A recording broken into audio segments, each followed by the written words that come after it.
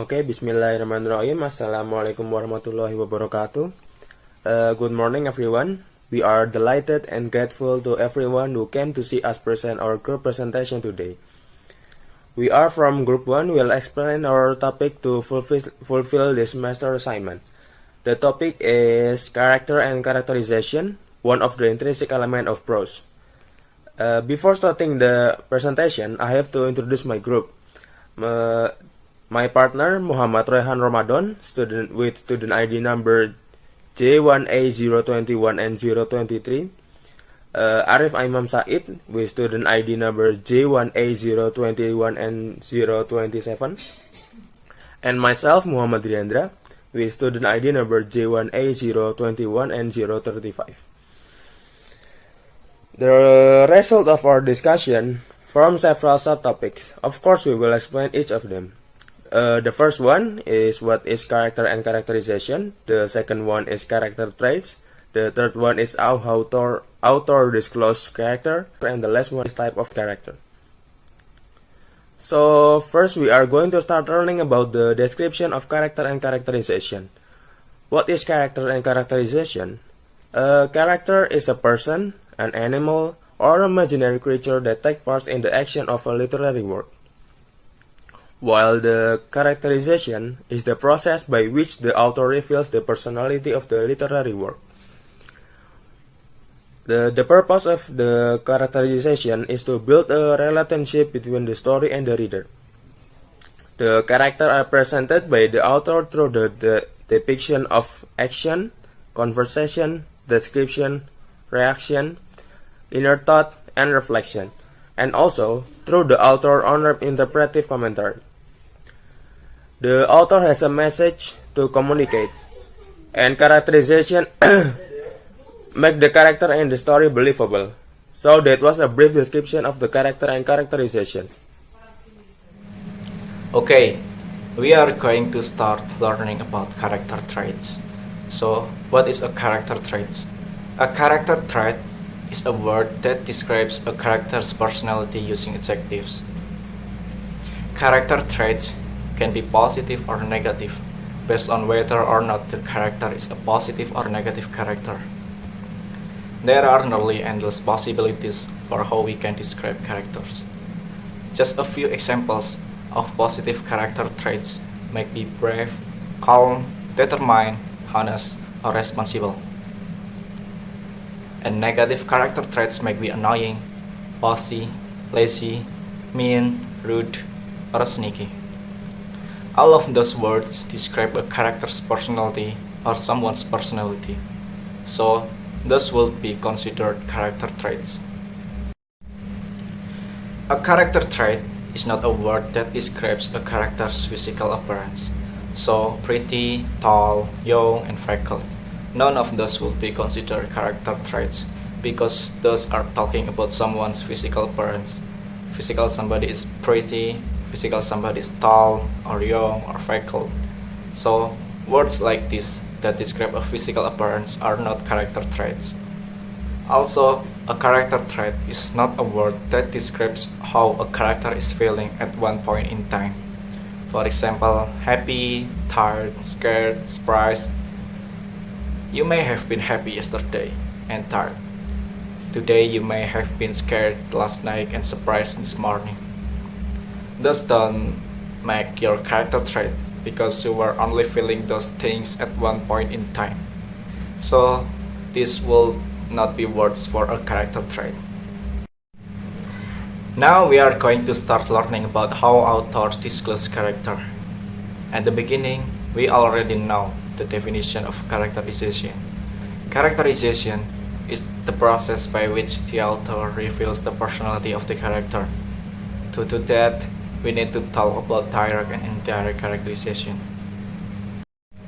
Direct characterization is when the author describes the character, well, directly. The author might tell us who exactly they are by using character traits, like they are a liar, or they are a thief, or maybe they are kind-hearted. Take a look at this example. Isaac was nervous about the upcoming test. In this sentence, the author tells us directly how Isaac is feeling. He is nervous. How about this one? Karen is very helpful at home. Once again, you have the author describing Karen entirely in this sentence. She is helpful. Indirect characterization is where the author reveals who the character is through hints. How does the author show us who they are? We have to analyze their speech, thoughts, effect, action, and looks. Speech, what the character says and how he says. Thoughts, what are the private thoughts or feelings of the character. Effect, how the character affects others in the book and how others react to him or her. Actions, how does the character act and how does he respond to certain situations. And the last one is looks. How does the character look? Take a look to this example. Isaac bit his pencil and shook while the teacher handed him the test.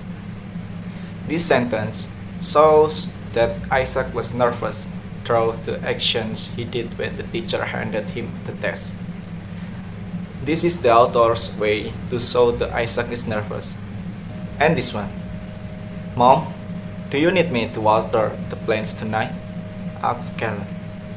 This sentence shows that Karen is helpful through her dialogue who offers to help her mother. So that's how the author reveals the characters.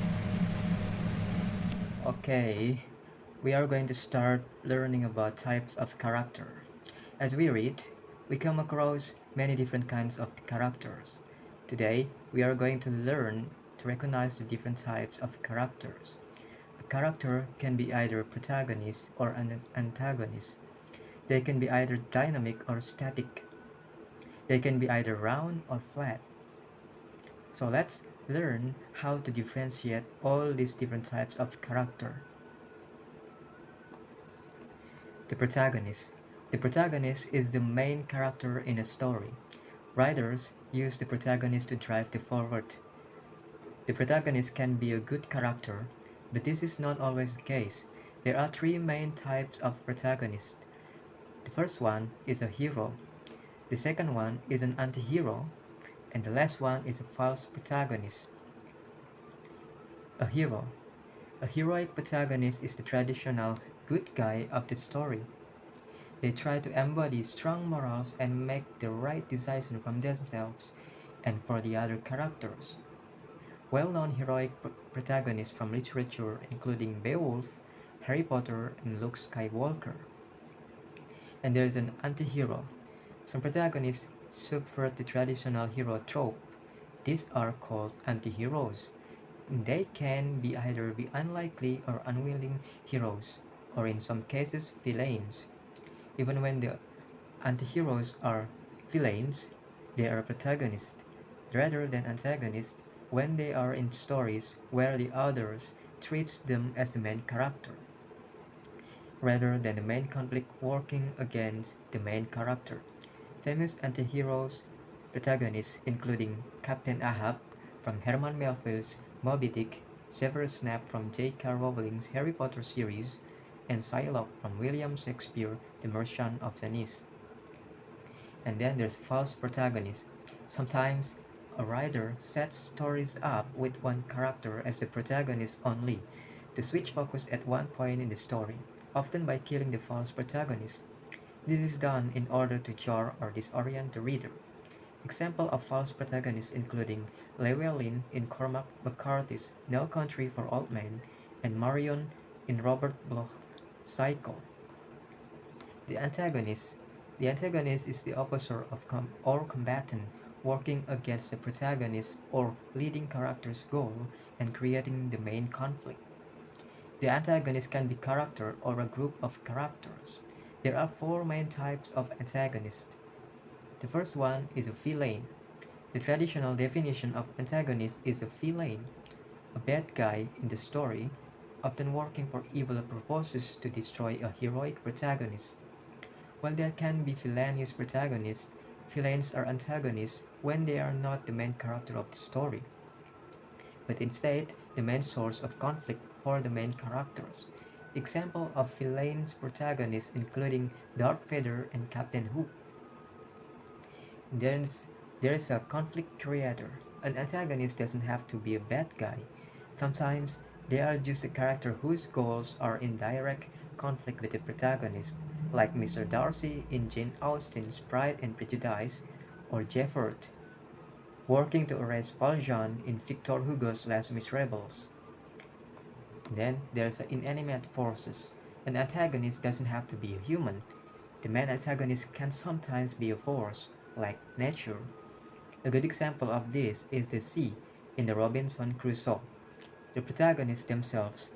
The main source of conflict in the story can be from within the protagonists themselves. Their shortcomings or insecurities are keeping them from reaching their goal. A prime example of this is Holden Caulfield in J.D. Salinger's The Catchers in the Rye. And then there's a dynamic character. A dynamic character is a character who undergoes significant internal change throughout the course of a story. The development of dynamic character is often subtle and unstated and is not due to a change in the character's circumstances. A dynamic character is one who learns a lesson or change as a person, either for better or for worse. Most main characters and major characters in stories are dynamic. While dynamic characters are often protagonists of stories, any characters from minor characters or antagonists can be dynamic. Here are a few well-known dynamic character examples in movies and literature. The first one is Scout Finch in Harper Lee's To Kill a Mockingbird, Ebenezer Scrooge in Charles Dickens' A Christmas Carol, and Neville Longbottom in the Harry Potter series. A static character is a type of character who remains largely the same throughout the course of the storyline. Their environment may change, but they retain the same personality and outlook as they had at the beginning of the story. It is common for secondary character in stories to be static. While static characters are often antagonists of stories, any character, from side characters to protagonists, can be static. There are few well-known static characters in movies and literature. The first one is Captain Hook in Peter Pan and Captain America throughout the movie from Marvel Studios. A round character. A round character is a deep and layered character in a story. Round characters are interesting to audience because they feel like real people. Audience often feel invested in these characters' goals, success, failures, strengths, and weaknesses. Example of famous round characters in literature including Elizabeth Bennet in Jane Austen Pride and Prejudice and J. Gatsby in F. Scott Fitzgerald The Great Gatsby. And then there's a flat character. Flat character is a two-dimensional character lacking depth or real personality. Usually, flat characters have just one or two perfunctory traits, often considered stock characters. Flat characters can be often summarized in one word, like bully or love interest, and never digress from or transcend their role. Examples of flat characters in literature are Crabbe and Goyle in J.K. Rowling's Harry Potter series, and Elizabeth Proctor in Arthur Miller's The Crucible. Let's recap. Remember, a character can be either a protagonist or an antagonist. As you read, ask yourself, is this the main character, or are they acting against the main characters, or neither of them?